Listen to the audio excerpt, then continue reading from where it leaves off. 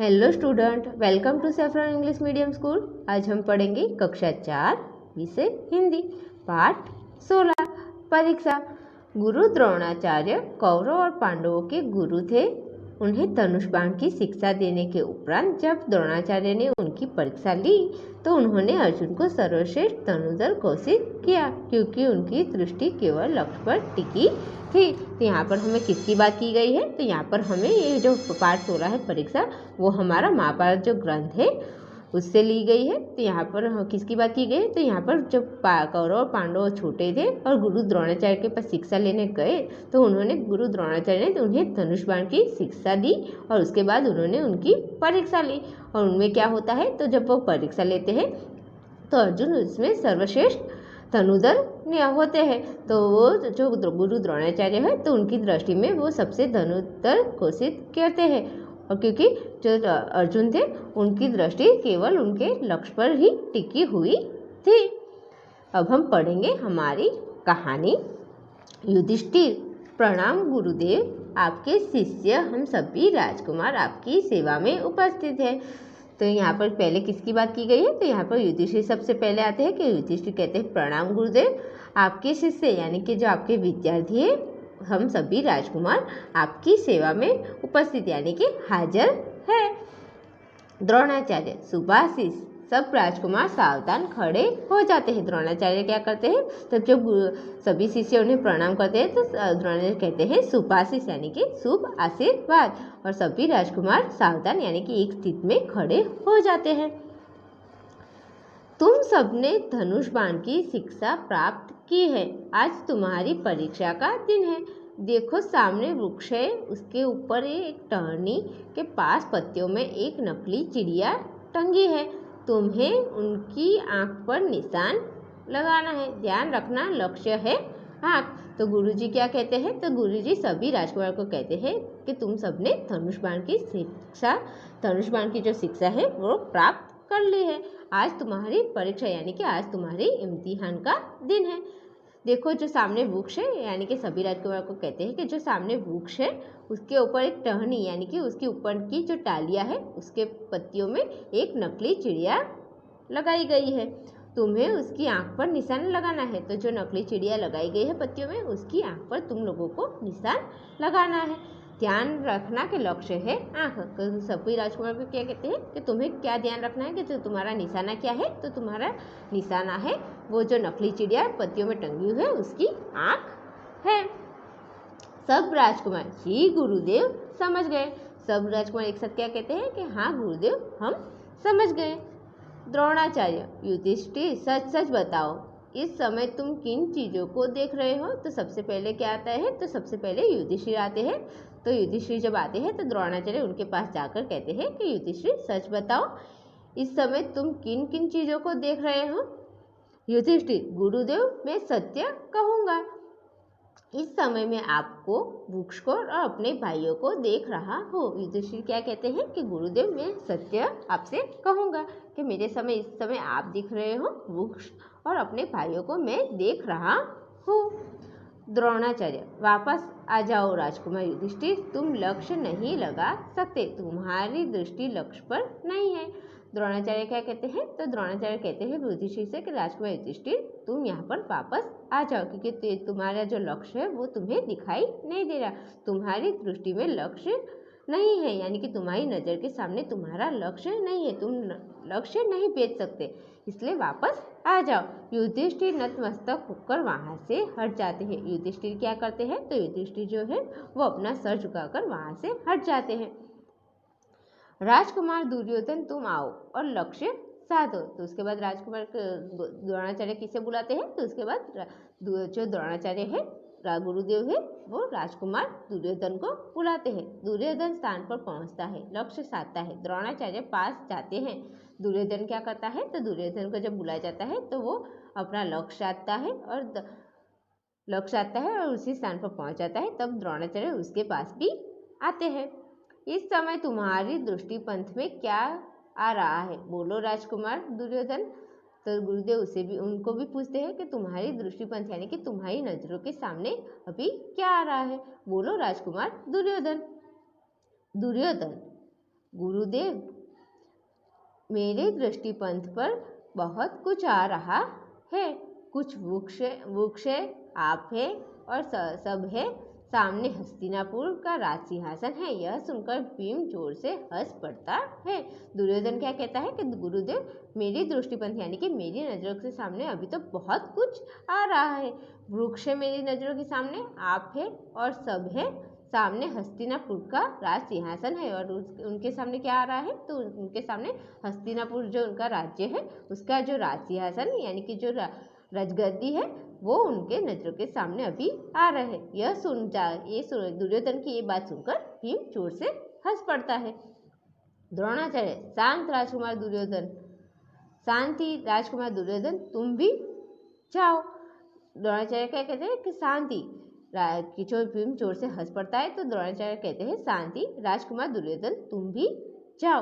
तुम्हारा ध्यान लक्ष्य पर नहीं है। क्या कहा कि तुम्हारा ध्यान भी लक्ष्य पर नहीं है। तुम लक्ष्य भेद नहीं सकते, यानी कि तुम निशाना लगा नहीं सकते।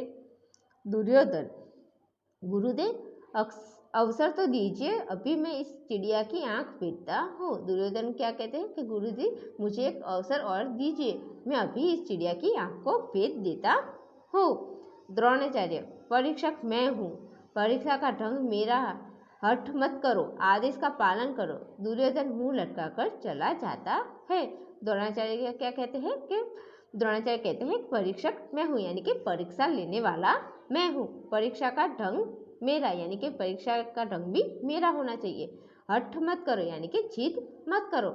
आदेश का पालन करो, यानी कि हुक्म के आज्ञा का पालन करो। दुर्योधन मुंह लटकाकर वहाँ से चला जाता है। तो जब द्रोणाचार्य उसे कहते हैं कि मेरे आदेश का पालन करो, तो दुर्योधन है वो अपना मुंह लटकाकर वहाँ से चला जाता है।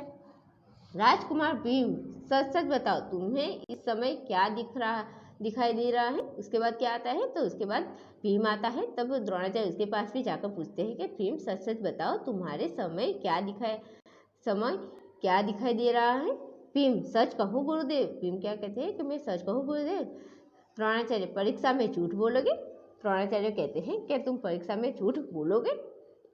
भीम, नहीं गुरुदेव, जो कहूँगा सच कहूँगा। भीम क्या कहते हैं कि नहीं गुरुदेव, मैं जो भी कहूँगा मैं सच ही कहूँगा, सच के सिवा कुछ नहीं कहूँगा। क्या कहा कि मैं सच ही बोलूँगा और सच के सिवा कुछ और नहीं कहूँगा। मुझे इस समय भोजन कक्ष के दर्शन हो रहे हैं। तो भीम क्या कहते हैं, तो भीम कहते हैं कि मुझे इस समय जो भोजन कक्ष है उसके दर्शन, यानी कि खाना खाने का जो कमरा है उसके दर्शन हो रहे हैं, यानी कि वही जगह मुझे दिख रही है। ढेर सारी खीर पकाई रखी हुई है। वहाँ पर क्या है भोजन कक्ष में, तो वहाँ पर ढेर सारी खीर जैसे पका कर रखी हुई है। पूरी और कचौड़ी, दही रायता, सेब और संतरे की महक है। एक से एक बढ़िया पकवान है। आपकी परीक्षा से छुट्टी मिले तो भोजन पर टूट पड़ूं। गुरु माताजी भी प्रतीक्षा में खड़ी दिख रही है। तो भीम को क्या दिखाई दे रहा है, तो भीम को दिखाई दे रहा है कि भोजन कक्ष यानी कि खाने का जो कमरा है वो दिखाई दे रहा है, जहाँ पर ढेर सारी खीर पकाकर रखी हुई है। पूरी और कचौड़ी और दही रायता, सेब और संतरे की महक आ रही, यानी कि खुशबू आ रही है। एक से एक बढ़िया दावत पकवान जहाँ पर बने हैं वो परीक्षा के से और कहते हैं कि जो गुरुदेव आप अपनी परीक्षा से मुझे छुट्टी मिल जाए तो मैं भोजन कक्ष में जाकर टूट पड़ूं। गुरु माता भी मेरी प्रतीक्षा खड़ी दिख रही है।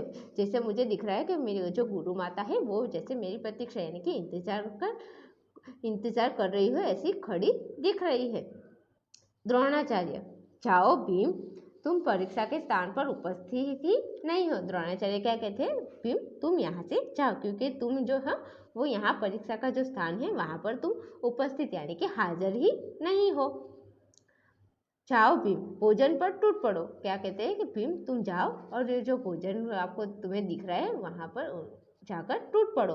तुम्हारी परीक्षा से छुट्टी दी जाती है। और वैसे क्या कहते हैं कि तुम्हें जो परीक्षा है उससे छुट्टी मिल जाती है।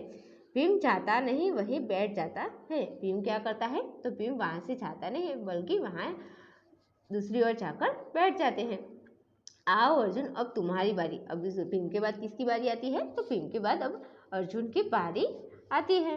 अर्जुन, गुरुदेव जी की जय हो। अर्जुन आकर क्या कहते हैं कि गुरुदेव की जय हो। अर्जुन निशाना साधता है। अर्जुन क्या करता है, तो अर्जुन जो निशाना गुरुजी ने दिखाया है वो साधता है, निशाना लगाता है। प्रश्न कीजिए गुरुदेव,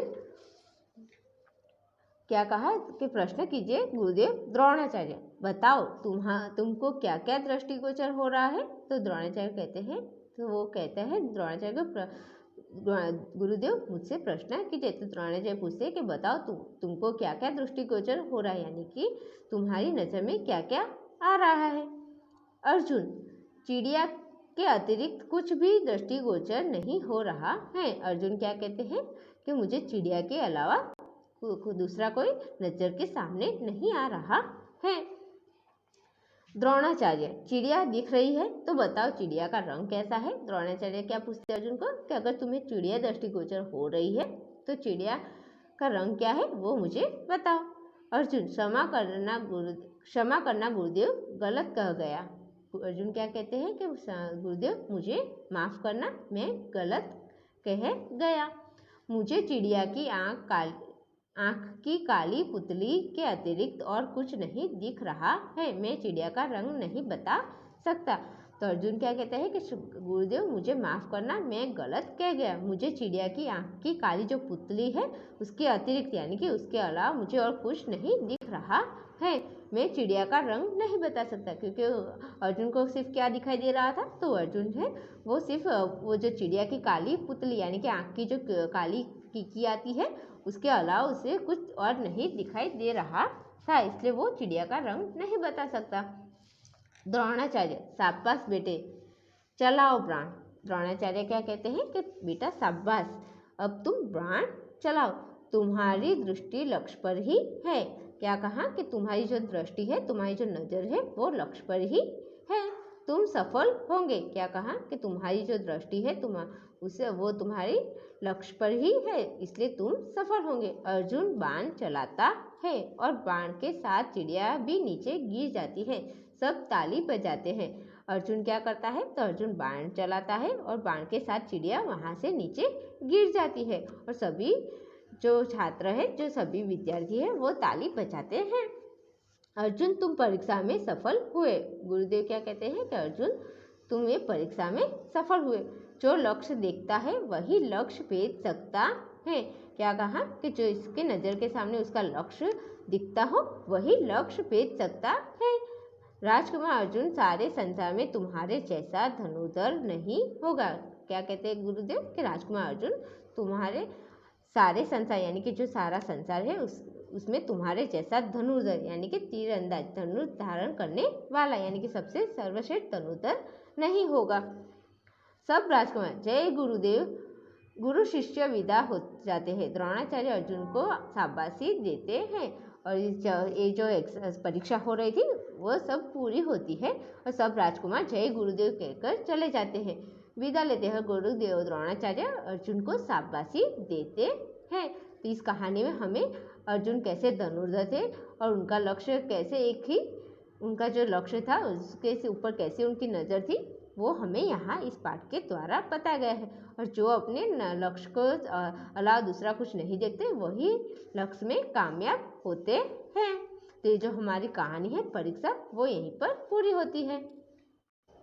अब हम आगे पढ़ेंगे हमारे शब्द के अर्थ, यानी कि इस कहानी में हमें कुछ ऐसे मुश्किल शब्द दिए गए हैं जिनके अर्थ क्या होते हैं वो हम यहाँ पर पढ़ेंगे। तो शिष्य का अर्थ होगा विद्यार्थी, उपस्थित का अर्थ होगा हाजिर, सुभाषित का अर्थ होगा शुभ आशीर्वाद, परीक्षा का इम्तिहान, लक्ष्य यानी कि निशाना, दृष्टि यानी कि नज़र, भेदना यानी कि निशाना लगाना, परीक्षक यानी कि परीक्षा लेने वाला, हठ यानी कि जीत, आदेश तो हुक्म आज्ञा, भोजन कक्ष यानी कि खाना खाने का कमरा, प्रतीक्षा यानी कि इंतजार, दृष्टिगोचर यानी कि नजर आना, अतिरिक्त यानी कि अलावा, धनुर्धर यानी कि तीरंदाज, धनुष को धारण करने वाला, उसे क्या कहेंगे हम धनुर्धर।